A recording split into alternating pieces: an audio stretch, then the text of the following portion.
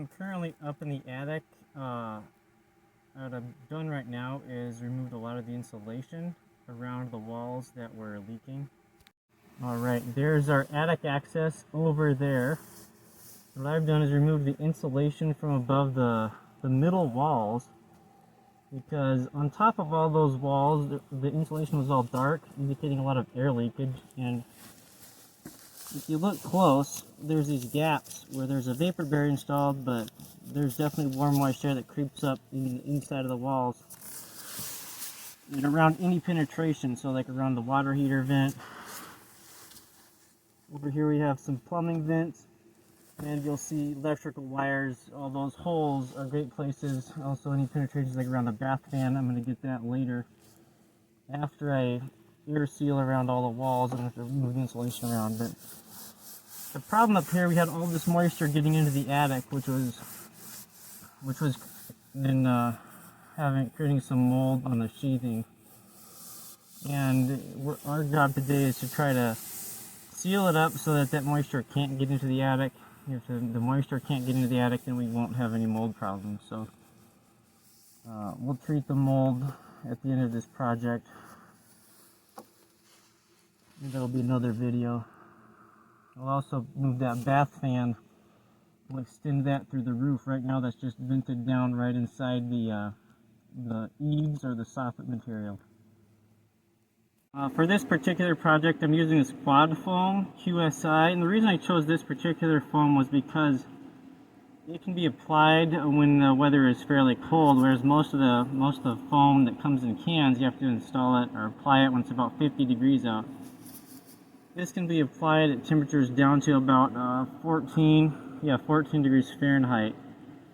So basically, we're going to use this to fill these voids.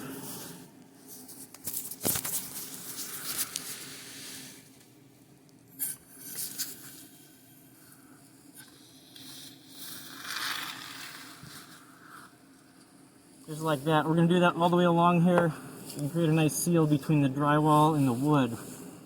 And we'll overlap that plastic back over that. Alright, here's that foam as it's starting to set up and expand, filling the gaps. So I've done about most of the floor, most of the walls. Still got a few to do over there above the closets once I can move this insulation back tomorrow. You can see it got air sealed all along there, up that wall. Just like we were air sealing upstairs in the attic, it's also important to air seal downstairs in the basement where you have these.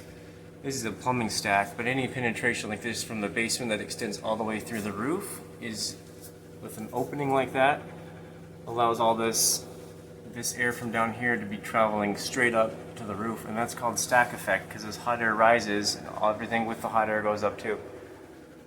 So we sealed around some of those penetrations, including the one around the water heater vent. Now normally you wouldn't air seal around a type B vent. In this case, this is actually a heat shield. There's another liner that runs through there because this water heater was replaced after a furnace was replaced. So this original flue is no longer the actual flue. It's this liner that runs up through the middle of that. So this is just a heat shield. You can insulate around a heat shield. It's not a type B vent.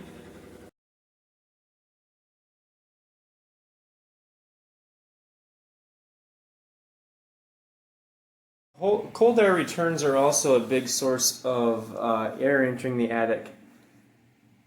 There's the one on the top. This is the high-low system.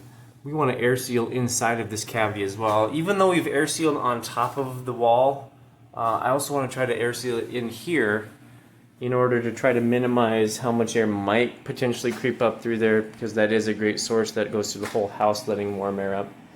That furnace, it's drawing warm air into there, that warm air is rising and the furnace turns off. So we want to try to minimize what could potentially go up in the attic. Alright, these receptacles are also one of the sources of warm air getting into the attic. So around there, we're just putting some caulk around the edge of these gang boxes.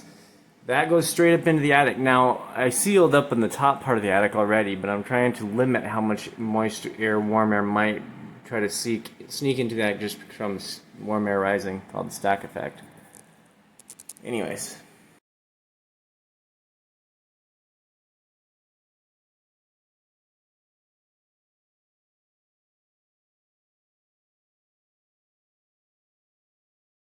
Alright, what we're doing right now is fogging the attic. So you can see it's hazy in here, there's fog everywhere.